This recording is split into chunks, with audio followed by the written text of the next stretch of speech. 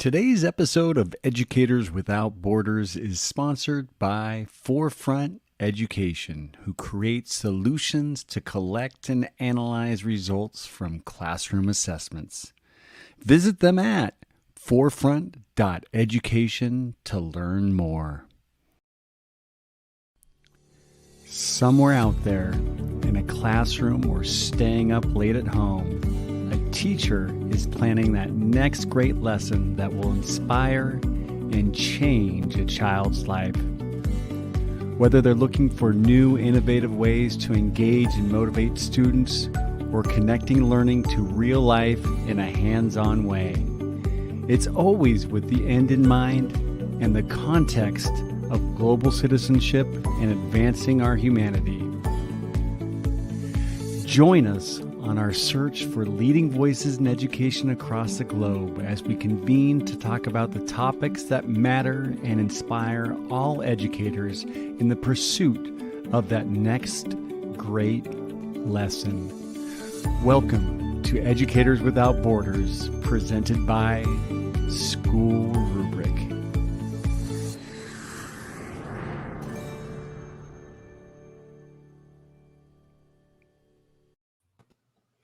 Good morning, good morning, good morning. Welcome to another episode of Educators Without Borders, hosted by School Rubric. I am Dr. VaShawn Smith, the proud principal of Grandview Middle School here in Grandview, Missouri. During my free time, I love interacting and networking with educators from all over the world. So I'm grateful for another opportunity today to host an episode on a topic I'm extremely passionate about: diversity in education. We have collected some really thought-provoking questions from educators all over the world. But before we get deep into those questions, I would love to introduce my fellow panelists with me this morning: Dr. Chaunté Garrett, Sharif El-Mekki, and Bridget McNamer. It'd be great if we could all just take a few minutes to introduce ourselves and give a little bit of our background. So Chaunté, we're going to start with you. Thank you. As Dr. VaShawn Smith said, my name is Chaunté Garrett. I serve as Superintendent of Rocky Mount Prep in Rocky Mount, North Carolina. And I have come to this work with a great deal of passion and realizing not only the inequities of the past, but those that are still manifesting today and developing solutions for those. So I'm extremely excited to be a part of this conversation with some folks that I greatly admire as well. Thank you, Chaunté. And we have the one and only Mr. Sharif El-Mekki with us this morning. Mr. El-Mekki, would you like to introduce yourself, sir? Yeah, it's great to be here, particularly on this panel and these topics. Great to see you all. Sharif El-Mekki, I am the CEO of the Center for Black Educator Development. I'm a former teacher and principal. Started my career 26 years ago as a public school teacher and recently retired to work with the fantastic staff at the Center for Black Educator Development. Thank you. Thank you, Sharif. And the one thing I love about Educators Without Borders when we do these panels is we always have that international flair. So today we have the awesome Bridget McNamer. Can you tell us a little bit about yourself, Bridget? Sure, I'm happy to bring the international flair. I'm Bridget McNamer. I'm the founder and chief navigation officer of Sidecar, Counsel. I am a passionate advocate for female leadership in international schools, which is my focus, but in schools in general. So that's the work that inspired me with Sidecar Counsel. I bring to this 7 years of leadership consulting and educator recruitment with search associates prior to starting Sidecar Counsel. And we're so excited to have you. And as I said before, I'm Dr. VaShawn Smith, principal at Grandview Middle School, also co-host of the Engage podcast, where we offer free PD every 2 weeks. And this upcoming Wednesday, if you could please join us, 6 o'clock p.m. Eastern Standard Time, we will be talking about reconnecting and engaging parents in schools. So if you can join us, you can find all of our information on Twitter at engage_podcast. So, well, as you can see, we have tons of collective experience, international experts, and I love the diversity that we have on this panel here today. So with that being said, how about we get ready to jump into our question? Our first question today comes to us from Shaver Bland, a family service specialist from Newport News, Virginia.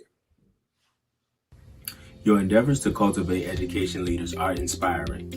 Why do you believe it is so crucial for our education systems, boards, districts, schools, and organizations to prioritize efforts towards equity in school leadership?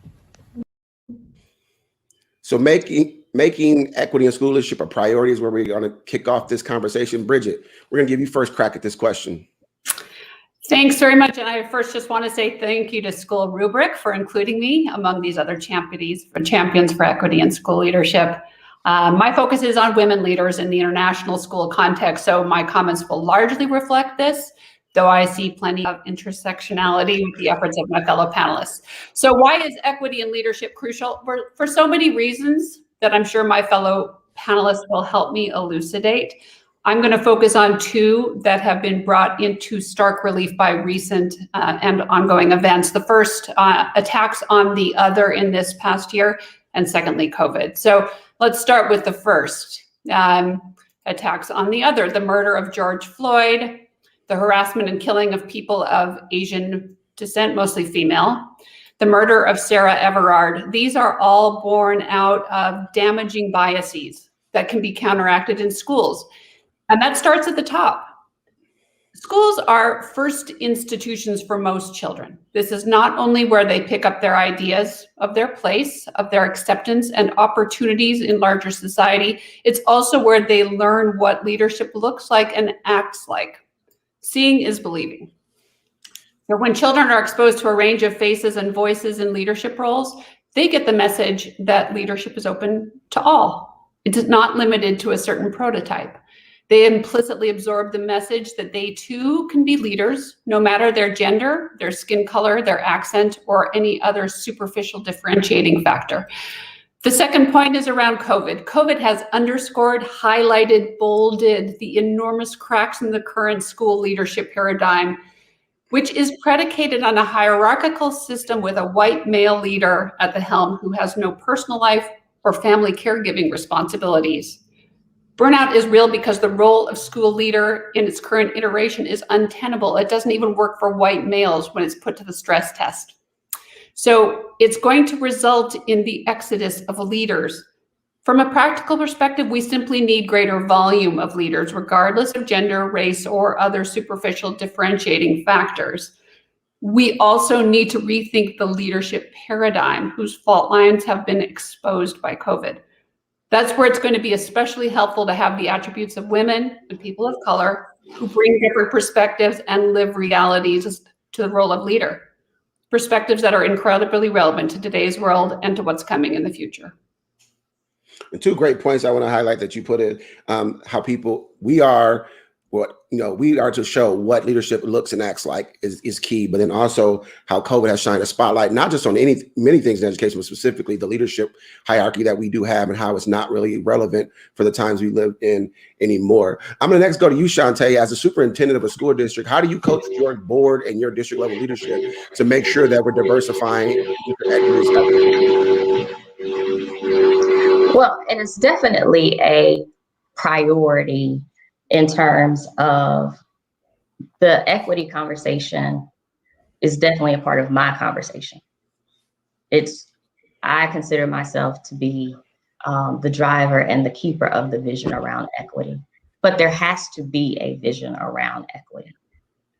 And so that's also being able to communicate the why we are doing things and helping folks understand the challenges, the inequities that exist that we are trying to mitigate.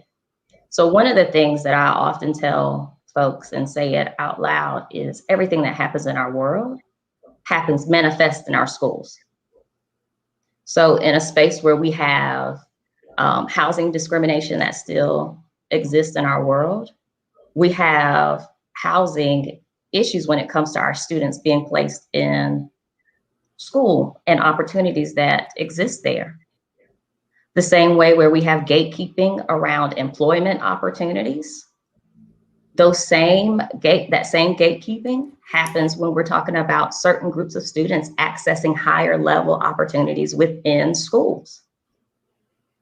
And so we also are managing mindsets. And when you step into those environments and you're talking about leadership, then you have to be the leading voice when it comes to what equity means and making sure that we are equity in action and not just equity in sound and conversation.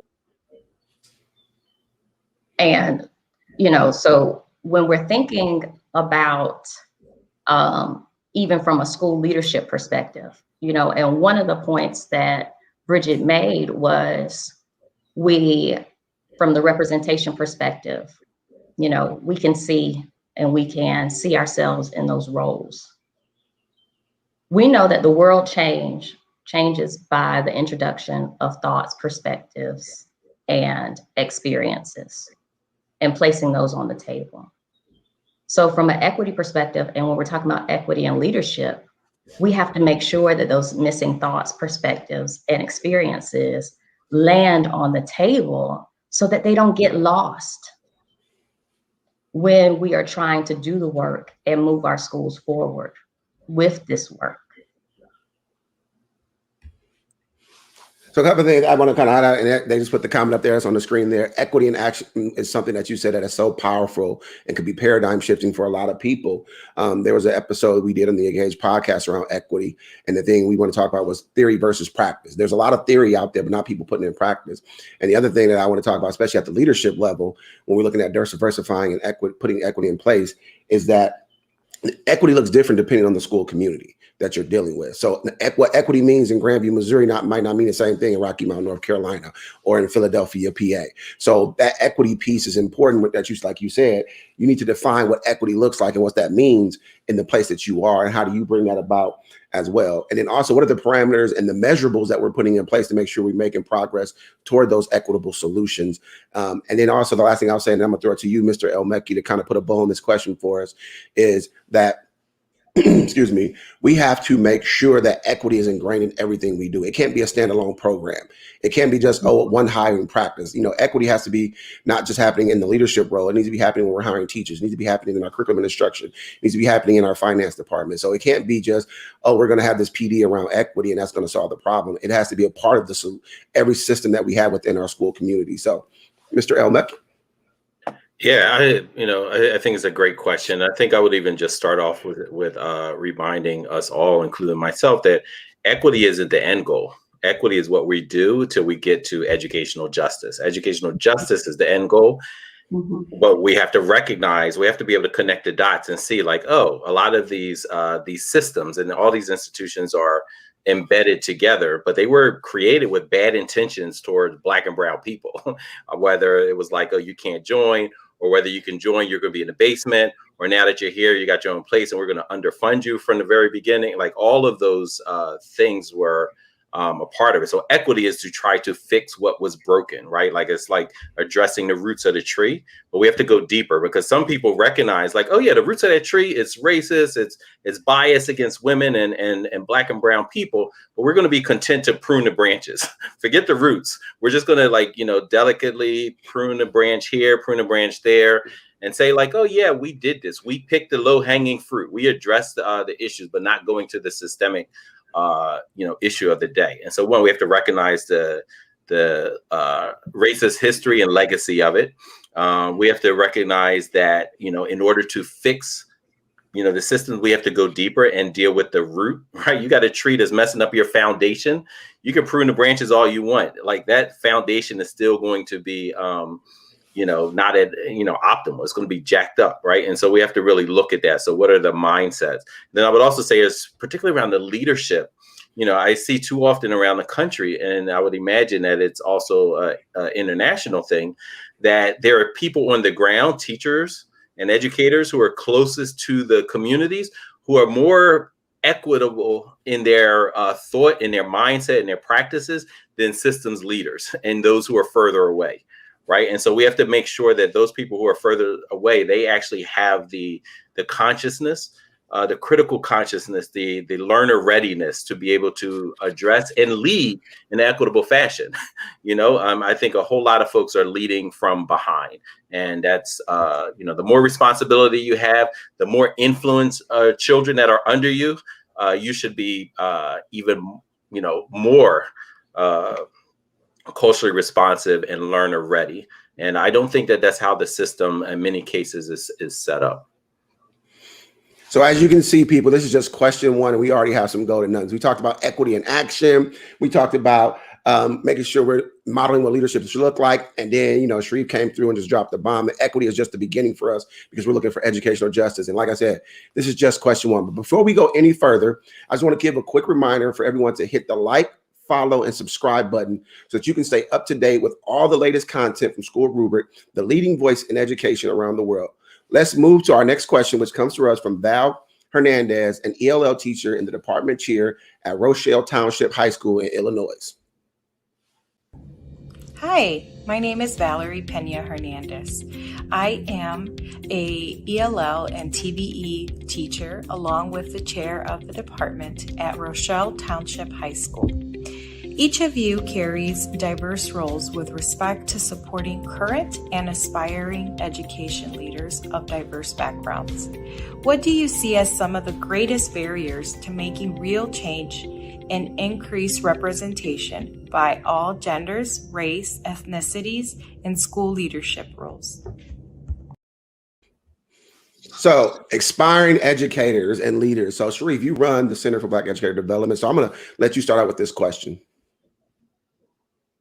Yeah, I think, you know, it's a great question to follow up with the previous one. I know at the Center for Black Educator Development, one of the things that we're looking at as part of the barriers that people, you know, recognize that the system itself is, you know, not just, but then they want to approach the solution as a, you know, just a simplistic thing like, oh, we open the doors, people don't come. But what we recognized was that we talked to 17 Black men, for example, back in 2014. All of them were wildly successful in the field of education. Not a single one of them had been approached in high school to become an educator. They were all invited into to teach after they graduated college. We asked our colleagues, many of them, most of them, white women, the average response was third grade. And so when we look at like barriers, some of it is, you know, like not even being invited into, you know, so you have one group of people, third grade, they were engaged, someone tapped them on the shoulder and they were connected with like, hey, you'd be a great teacher. Another group of folks, maybe they were handed a basketball or a pink slip to go to the disciplinarian office, you know, in that same classroom and weren't invited until much later. So everything from that to other things like, you know, people want to solve issues, but not address it financially. The system is protected with finances, but you don't want to fix it with, oh no, we're always too broke to deal with equity. We're always too broke to deal with justice. And so I think a big part of it is making sure, holding people accountable, like, no, you have to invest. Same way that you invested in a racist system, invest in the solution of dismantling that racist system. They acknowledge investing in it financially to construct it and protect it. But then when it comes to fixing it, they're like, oh, well, we're too broke to do that. Well, some of, you know, so I think a big part of it is, you know, one of the barriers that people always want to just kind of, you know, push to the side is financial barriers. Like, no, address it. So use those same finances that were used to construct and today is using to protect it and use it to dismantle it. And you made a great point with that inviting piece that you talked about and making sure that the people that are in education are invited. And I just had a conversation yesterday with our high school people about pathways that we're building at the high school. We have a science pathway and we have a technology pathway and we have a criminal justice pathway. But why don't we have an educational pathway? Educational pathway, you know, like there are plenty of students who would love to be teachers in various aspects. So why don't we give them the opportunity to start to seek those opportunities out while they're in high school, freshman year, before we, like you said, wait till they get to college and then invite them in. Bridget, you're a coach. So I'm going to kind of get some of your thoughts on this as being a leadership coach. Yeah, I'm a leadership coach. And again, my focus is largely on women in international schools. So from my perspective and experience, I see a couple of significant barriers to women. First is what I'm going to call rules of the road. So these were made by men with a male prototype of leadership in mind. So women are struggling with abiding by those rules versus going off road or creating an entirely new roadmap that reflects their leadership attributes and their realities and the real value they can bring to leadership posts. Related to this are the gatekeepers for access to these posts who tend to abide by the original rules and the assumptions on which they were based. The second barrier I want to address, again, this is specifically for women, is the role of men. So men are reacting differently to this call for greater diversity and equity. Some are defensive, digging in their heels, really looking at this as a zero-sum game. Many are puzzled about where this leaves them and what they should do.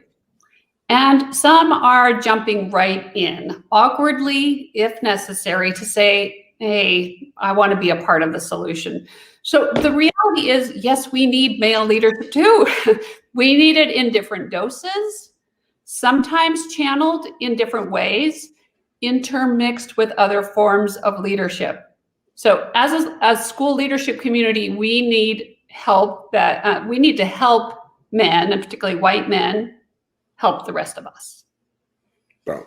And we can stay on this question, probably and go really deep into this question. But due to time, we're going to jump into our next question from Shaquita Seaborn, Student Service Coordinator in York County Schools from Yorktown, Virginia. Hi, I am Chiquita Seaborn, a Student Services Coordinator with York County School Division in Virginia. My question is, in your work with education leaders of all levels, what have you observed are some key needs they may have that would positively influence their capacity for success as school leaders?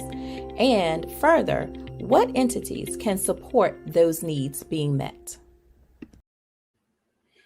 So as we look for support for school leaders, and Chaunté, you sit kind of at the top part of that support group as a superintendent, how do you support those under you in that equity piece? Well, and that's a great question. And for those that I serve, we always start with knowing your why. That's the first part of it. Because what I share with them is, Dr. Garrett can't be your why. You have to understand why you come in here and do this and go as hard as you do every single day. And I think there's another part to that. It's also knowing what you are actually willing to do. So especially from an equity perspective, there may be things when we come in with an equity lens, or when we're coming in with our experiences within equities, that we know that we are not situated for in our values and our beliefs. So you have to set the tone as to, this is what I value, this is what I believe, and this is the work that I am giving to this space. So I think that's one, and that starts internally. Right? There's additional needs though. And of course, we want to make sure that we're coming with our credentials.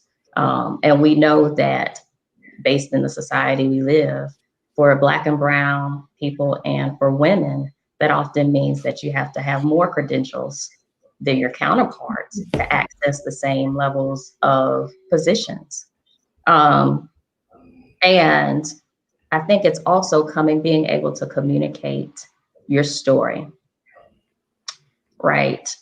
We could work in institutions that would allow us to work and work and work and realize that hard work is not always seen, or it may not be seen in its entirety.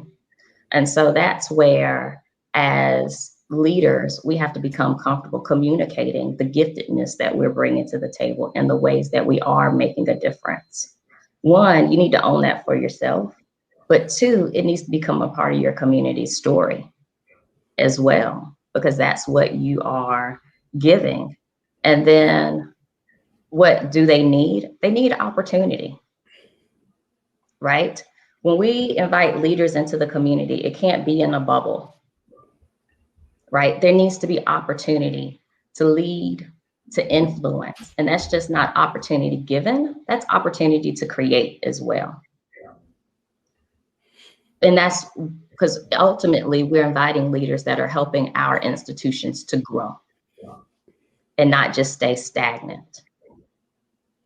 And understanding that leading is growth, right? And so not having necessarily all the answers, but coming in with that lens of collecting the data, collecting the information, so that we can make those decisions that are going to be equitable and appropriate for the communities that we're serving. And when it comes to those resources, I know for our community, we lean into one, when you know your why and you know your work, right? We lean into those professional developments that are directly targeted to those, okay? And so we've used a lot of resources from ASCD. You have resources such as School Rubric that's providing these types of PD. The network that you build is extremely important. But I think also that mentorship inside the organization as well as outside the organization, to help us understand the dynamics of the organization, and help us understand our growth and a lens within. But also, we don't want that organization to stand stagnant, right? Or that institution to stay stagnant. And so that's where that network of folks that you can communicate with, and that network can be built by having various opportunities within the field. You know, as you have progressed along your career, that network, I mean, I've gained a lot of mentors, or even colleagues who I could just say, hey, tell me about this, especially in this space where so many places are reopening now. Oh, you all are doing this? Tell me about this. And being able to connect and support those leadership decisions that we need to make. So also there's an awesome question or a question in the chat from Ms. Chan, who wanted to really look at some literature that kind of promotes and gives some more information around diversity and how it boosts organizational success. So as we get to our wrap up towards the end of the show, if you have some literature to share, or if you need to take time to kind of go and pull some, you can come back later. The panel will come back later and drop some in the comment on the YouTube page as well for you, Ms. Chan. So we will definitely make sure we get you taken care of. Bridget, I wanted to go to you because you, like you said, you coach women internationally as leaders. What are some of the needs that you see from that standpoint, and how are you addressing those? Sure. So the term that comes to my mind is respect. And just think about the word respect literally means to look again. So it is time to look again at what leaders of any background bring to the table. Yes, this includes white males as part of the larger leadership ecosystem. Speaking from a gender angle, respect is an inside job of attitude adjustment for many women. So they need to take a look at themselves again, not against the impossible comparator of the male prototype, but through a fresh lens of what school leadership could be and how their inherent attributes contribute to that. Respect is also an outside job for the whole leadership ecosystem needs to take on in order to cultivate thriving environments for everyone. And what can help? Well, I think leadership training with a female perspective, and not with the goal of making women more like men, but of how women can bring their inherent attributes to leadership. Coaching, yes, of women in leadership, but also of males, so they can learn to be more understanding of and better allies to female leaders and learn something from them. Mentorship and sponsorship programs focus specifically on women. And these have worked really well for men. They should be tailored specifically for women to address women's specific realities and attributes and to circumvent potential bias. And then lastly, what comes to mind for me are support networks. These can be formal, they can be informal. I know of networks for women leaders in the US and for those on the international scene. I run some myself, and I know how powerful these can be. I want to add to that, VaShawn, as well, because you can build some networks and affinity groups within the organization that support your various diverse identities within your organization. And I'm thinking this week we just started our Doctor Circle because we have a large number of women leaders within our organization, mostly women leaders actually, and many of them are pursuing their doctoral degree, which will assist them becoming stronger leaders and experts within areas of education. Mm-hmm. And so if that's a part of, Bridget made the example of in this COVID times and learning how to manage the pieces of our lives, and that burnout is real, realizing that one, that's an asset to the field, their pursuit, It's an asset to our institution, their pursuit, but also it's something meaningful to them, right? And so creating space for them to come together and support each other and developing those groups that are supportive within is also another way to support our various identities throughout this process or in establishing equity within our institutions as well. Yeah. So, and then Sharif, I want to come to you because I know at the Center for Black Educator Development, y'all are known for identifying hurdles and trying to help people overcome those hurdles to reach their dreams in education. So, can you talk a little bit about the needs that you see from your perspective and how are y'all going about addressing those? Yeah, I mean, I think it goes. Bridget as well as Chaunté brought up some really great points. The difference between mentorship and sponsorship. Right, like when you mentor someone, and we spoke about this. Chris spoke about it on his Freedom Friday show, right? Like, and on our 8 Black Hands podcast. Like, it's one thing to mentor, which is fantastic. We need more of that. There's another thing to sponsor and say, like, I am co-signing on your success, right? Like, that's another level. And as often as we can do that, the better, and don't want to discourage mentorship, but if you can do more and be more for a person, knowing that there are barriers that were constructed deliberately to keep a certain group out, to marginalize a certain group, to give them off ramps, instead of on ramps, then do that. I think another piece they both brought up were about this idea of affinity space. And both within, if you watch basketball, the inside outside game is what comes together. So we need people who are advocating and agitating for change, both within systems as well as outside of systems. Mentorship and sponsorship within and without. So having that inside outside games, I think is important. Also ensuring to establish a feedback loop, right? Like, how are people experiencing being in this organization? How are they experiencing your leadership? How are they experiencing whatever you say is going to happen? Like, I saw a meme a couple of days ago where it was basically a pyramid with all these faces, and it said companies are saying we're going to diversify, and the top, if you figure out like dividing the pyramid into four categories, the first 4 were all white men, and then the bottom plane was diverse, right? It's just like, we're going to diversify, but just in the basement.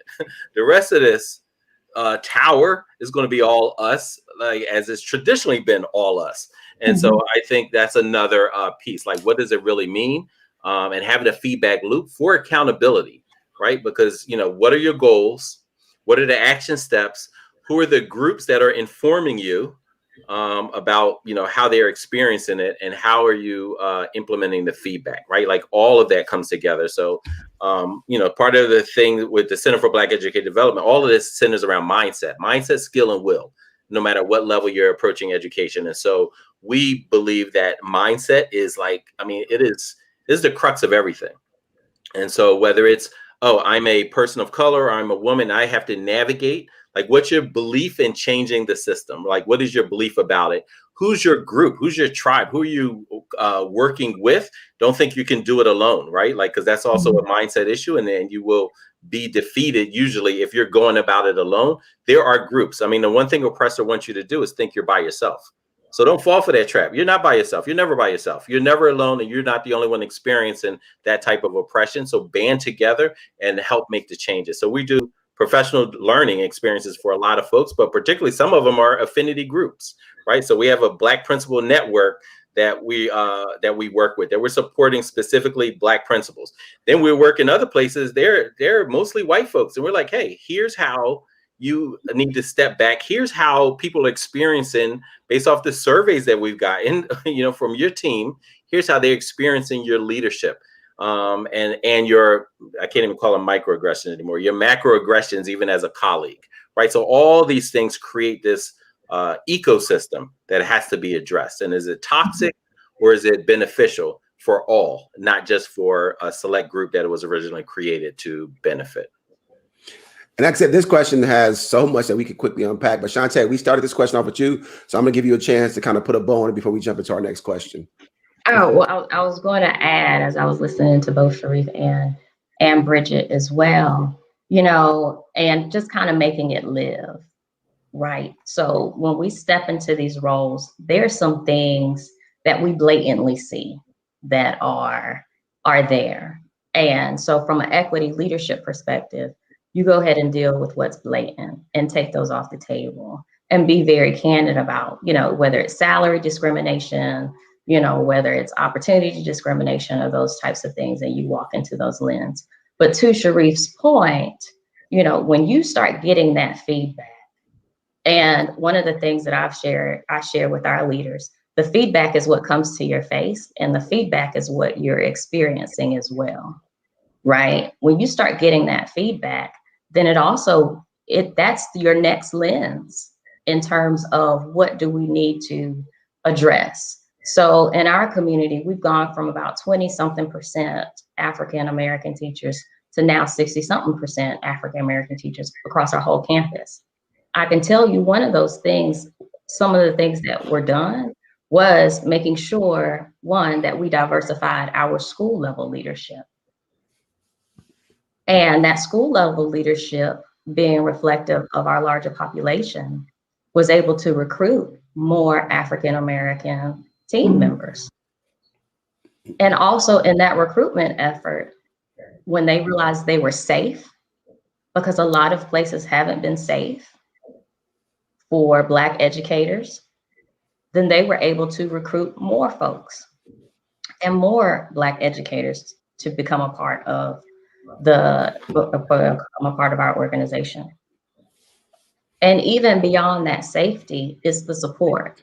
So when we're talking about those gatekeepers, when we're talking about the test and those types of things that help us gain access to longer term contracts, greater opportunities within the institution, it's wrapping that support around them as well. Back to the sponsorship piece, right? And sometimes we always look to the outside to what we can do. You know what? Our Title II funds can help support tuition. Our Title II funds can help support test taking. Our Title II funds can help support coaching, mentoring, any type of talent development that supports the growth of the organization. So there has to be a strong intentionality around, one, being willing to address what's not right, especially what's blatant, and not letting people walk around unsafely in that space, knowing that those things exist. And two, the continuity around continuing to unpack and support Black educators and leaders and women as well.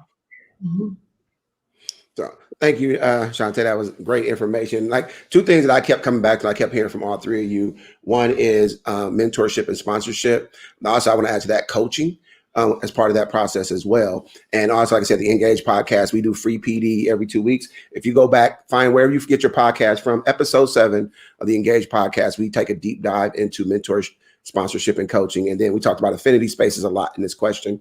Episode 16 of our show was all about infinity spaces and how you can work those, not just from a leadership standpoint, but also a student standpoint that makes student success in your school. So I want to make sure I kind of gave you some more resources. You can go out to find more information about those things as well. We have gotten a lot of notes so far, so I definitely want to jump into our next question though. Our next question comes from us from Jennifer Allen, a former assistant superintendent in Missouri. So those that do the hiring, the boards, district admin, school-based leaders, they play a tremendous role in the likelihood that our field will experience real change in increasing equitable representation in educational leadership.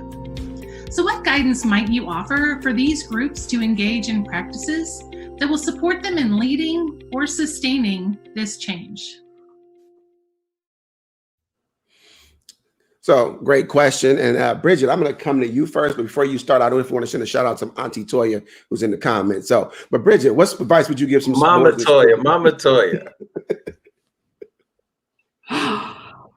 Okay, Mama Toya.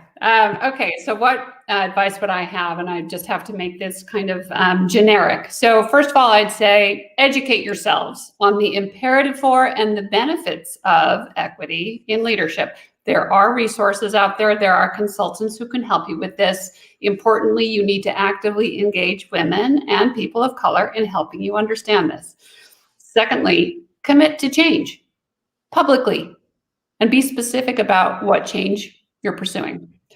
Thirdly, develop an action plan with timelines and deliverables and with the input and the guidance of women and people of color in this. Fourthly, hold yourselves accountable. Report on your progress, be transparent, admit and learn from your mistakes. And fifthly, repeat. All right. And I'm coming to you, Chaunté, next. Like I said, as a superintendent, how are you coaching your board, but also your building level administrators to look at equity and diversity in their leadership and hiring practices?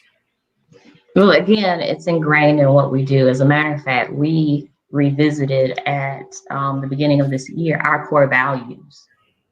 And so, and we had a set of core values that, worked in a different setting. But when we got focused on equity, and one of the things that I made sure as we walked into this school year, really not knowing whether we were going to be remote or what have you in the middle of this pandemic, was what we won't do is act like this year didn't happen. We won't walk through doors and be educators who ignore what's happening outside the world and how it's impacting our scholars today. And so the first thing was defining not equity, but equity in action. So this is equity, and this is how we are going to move equity. And redefining our core values so that equity is at the top of the list. Equity, commitment, teamwork, achievement, integrity. Because we're going to be who we have committed to be. And we're not going to be able to do that without equity. And so when we attach what we're doing and when we are making these changes, they are all tied to how they benefit our school from an equitable perspective. What it means to communities who have not had these opportunities. What it means to communities who have traditionally benefited from opportunities, but now they're being introduced to new thoughts, perspectives, and experiences, especially in a space where we still know that mindsets is an issue. So we do the work of making sure that our scholars know how to engage beyond cope, engage different thoughts, ideas, and perspectives. And that this is not bad because we do, that we're better because we do. And we keep those conversations at the forefront. And so when we're having conversations of curriculum, it is who is this benefiting? Right? Who does this change benefit? How does this serve this population, this population, this population, this population? What are the gaps that we need to close? We consistently have those conversations, and we have them from the leadership table. We have them from the school leadership table. We also have them in roundtables with our teachers. And to Sharif's point, right? Some of our teachers are the closest to what's impacting our students. And so it is, this is what our teachers are telling us is happening and what's going on. This is what we need to collect data on. This is what we need to try to move. And we bring it up to our board that way. So when we're talking to our board, we've laid out our plans and the whys and the hows. And I am blessed to serve a board that trusts us to do the right things for our scholars. Thank you for that. And also I want to send a shout out to Charles. He said he was late, but Charles, my grandmother always said better late than never. So also, you can always go back, Charles, and rewatch the whole show. I'm pretty sure we all need to catch all the wisdom and knowledge that came from our panel today. We're going to jump into our last question of the morning. It comes to us from Anne-Marie Lucas, a former international school leader and current consultant in New York. Let's take a listen. We're going to discuss it on the other side. Hi, I'm Anne-Marie Luce. I'm an educational leader, educational consultant, and current doctoral student at Gonzaga University. And my question is what should educational employers such as boards, districts, and school administrators do right now to change the disparities in representation in genders, ethnicities, and races in school leadership positions? All righty. So we're going to start out with you, Mr. El-Mekki. Take this question first. Yeah, I mean, I think the first thing, that question, which I think is a really great question, it has that urgency of now, like what can we do now? Reminds me of two quotes. One, Thomas Sankara talked about, this work isn't about beautiful words, right? So you hear a lot of leaders who can spout the rhetoric, all the wokeness and this and that, and they got the Black Lives Matter pins and book bags, but you actually look at how they budget, how they develop, how they train, how they interrogate their own practices, and you see that they are falling, short, by far.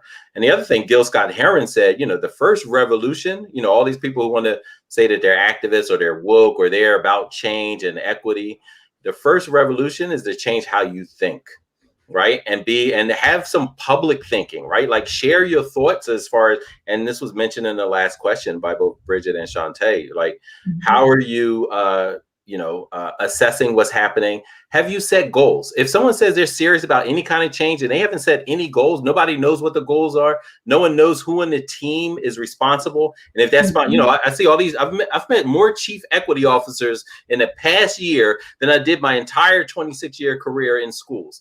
And when I ask most of them, do you have a budget? No. Do you have power to change things? No. Do you report directly to the board about progress? No. Do you report directly to the superintendent? No. So what, all right, so we have this title, this chief equity officer, and you basically have a chair and a name tag for the front of your desk, but no power or influence to actually enact change. So then who's responsible? And if nobody's responsible for it, then that means nobody's responsible for it, right? And so ensuring that it is part that we are being transparent and everything that they previously said, because a big part of it is we have to recognize and interrogate what our practice is, but first interrogate your own mindset and recognize how complicit people are in this space of upholding the status quo. Right. And because that power, Frederick Douglass said, power concedes nothing without a demand, but also concedes nothing without organized effort by multiple people and goals and transparency and that dirty word, accountability. Right. At the end of the day, are folks do they really want to be accountable for ensuring equity and justice in their space? A lot of folks don't, but they'll mesmerize you with the beautiful words that Thomas Sankara warned us about. Chaunté, I'm going to come to you next. Well, and to piggyback off of El-Mekki, we are not as big as to have a chief equity officer, but it is how you use your money to support equity, right? It is how we had to take a hard look at how our Title I funds were being used and the outcomes we were trying to produce, right? Year after year of doing this, right, and not producing the growth and proficiency that we needed, right? And so we had to change that. But even beyond Title I, what are you investing in developing equitable environments? Are you investing in recruiting at HBCUs to learn where there may be additional minority educators who would come and serve in your space? Are you investing in eliminating barriers? You know what? When we did remote learning this year, we purchased every school supply our scholars could possibly need and sent them home. Why? Supplies weren't going to be a barrier, right down to the pencils and the crayons. This was not going to be a barrier to actually being able to do and learn on the other side of the computer or what the teachers prepared. So it is about, back to that intentionality. What we do right now is, we already talked about looking at those things that are very blatant and sitting in your face. When you're looking at your budget, how are folks being assigned salary, stipend, and those types of things? Is that equitable? Are you creating toxicity within your own organization because of the way that you're treating people?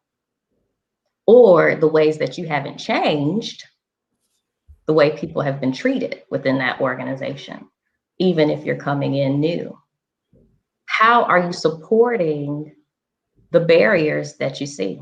We thought it was something to one-to-one. Everybody started going one-to-one, right? And one of the questions I asked in our school community was, what was keeping us from rolling these devices out beforehand? I had to sit with that for a little while because that was something that we missed. If we were truly being equitable and we know that devices weren't in the hands of our students and trying to promote using technology within classrooms, and we had the ability to do it, then that should have been done. But not only that, now that we're here, and guess what? Remote learning is not going away, okay? But now that we're here, what's the experience that students are going to get on the other side? So what's the investment in making sure that that's equitable and making sure that teachers are well trained in being able to deliver and use technology tools and identify technology tools? So there's a lot of things that can be done right now that are going to make a huge difference before we can even quantify it, because we did make those changes. No. And I said, this has been such an amazing conversation. So much we have touched upon and did not get to dive deep in. So we might have to talk with school rubric and the education with our board to do maybe a follow-up show, but there's a lot of things we still can discuss. But I do want to give you a chance, Bridget, to kind of talk about the disparities and how are you coaching your people to address those things? Yeah, so just following up on the excellent comments of my colleagues here on the call, what can we do right now? Or what would I advise the entities that can really make a difference on this issue right now? I would say commit to one significant action that they will take in the next 90 days and make that public, so that by this time next year, we'll see measurable progress on these issues. And when I'm saying a significant action, this should be something that is in the SMART framework: strategic, measurable, actionable, realistic, time-bound. And while I'm saying make that commitment in the next 90 days, some of these things might take longer than 90 days to accomplish, but make the commitment, make it public. Examples could be bring in a DEI consultant to help your institution effectively address these issues, or do an audit of your school's current equity landscape. Are you living up to your values and ideals? Develop a task force at your school or your institution to dig into these issues and come up with recommendation. And this should obviously include representation from people of different backgrounds, roles, genders. It could be that you're going to develop a mentorship or a sponsorship program for women leaders and leaders of color. Maybe you're going to develop an institutional approach to leadership coaching aimed at women and people of color. These are just some examples, but I completely agree that what we don't need is virtue signaling that we're just going to bring in or we're going to designate someone the chief equity officer without really putting teeth behind that. And that really means appropriate investment in it. So, and then I want to shout out to Reef for repping the Real Men Teach Church. I wish you would have texted and told me how to rock mine today with you. You didn't let me know. But we are running up on the hour mark. But this panel is an amazing panel. So I want to give each of you about 30 seconds in time, just to give some final thoughts on the topic and kind of just leave some parting words with the people. So I'm going to start out with you, Dr. Garrett, and then Ms. McNamer. We're going to come to you, and then Sharif, you'll wrap it up for us, and then I will do the closing for the show. So, Dr. Garrett. And one of the things I'll say, and Sharif framed it with equity very well in his comments. But one of the things I share with folks is equity is not something to do; it's a value and a belief, right? And so when we talk about where to start, and you may have trouble admitting or seeing what is right there, so start with what your data is communicating to you. And in particular, when we're talking about this underrepresentation within leadership, back to Sharif's question, what is that experience that is being had that needs to be addressed, and do it, okay? A lot of times we treat equity work like it is too daunting, right? And there's nothing, one of the best things that we can do is to get in and get to work. Bridget? Okay, I'm just going to say, look, it's the 21st century, folks. If we can put a rover on Mars, we can address these issues. Let's do it. And it's always a pleasure to share the space with the person I call the GOAT, Mr. Sharif El-Mekki. Look, I'm glad to be here, brother. And I think this is, we've been together several times. I can't wait till we are able to do this, in person, and continue to build. But, I won't end with my words. I really would like to end with Dr. Carter G. Woodson's word. I meet a lot of educators who love Freire, and I think that's important. Like, he has very important work, but Dr. Carter G. Woodson was leading professional development for teachers and administrators in the early 1900s, and really talking about educational justice. And one of the things that he says, and we've talked about this on the 8 Black Hands podcast many times, I've written about it as well. But, he said, when you control a man's thinking, you do not have to worry about his actions. You do not have to tell him to not to stand here or go yonder. He will find his proper place and will stay in it. You do not need to send him to the back door. He will go without being told. And in fact, if there is no back door, he will cut one for his special benefit. The education that he's received makes that necessary, right? And so it's like the mindset. And so when we're talking about leadership, how have we inherited a system that compels some people to just go to the back door, to just have a constricted thinking, that they've internalized their own oppression, and that compels them to go to the back door or build a back door if there is none, right? To constantly put themselves in a subservient position. And what I would challenge all of us, if we're in a leadership position, to recognize that, and also ensure that it doesn't happen, right? Like that we are addressing it with our thoughts, with our actions, with our goals, with our benchmarks to the goals, and with the results that we are sharing with others to insert in this feedback loop. So I would just end with that. Like, that is the responsibility of leadership. And we are all leading, whether you're leading a classroom full of students, or you're leading a team of teachers or a district. We all have a responsibility to address the mindsets, not only of our own, but ensuring that the oppression that has other people may have internalized is also being addressed. And that's what we mean at the Center for Black Educator Development, about a liberating education. So it's very cliche, but time flies when you're having fun. We're already over an hour.